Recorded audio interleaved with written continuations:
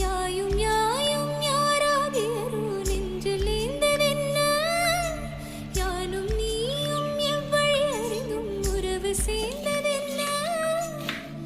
ஒரே ஒரு தீண்டல் செய்தால் உயிர் கொடி பூத்ததென்ன? ஒரே ஒரு தீண்டல் செய்தால் உயிர் கொடி பூத்ததென்ன? செம்புலம் சிந்த நீர் துளி போல் அன்புடை நெஞ்சும் கலந்ததே.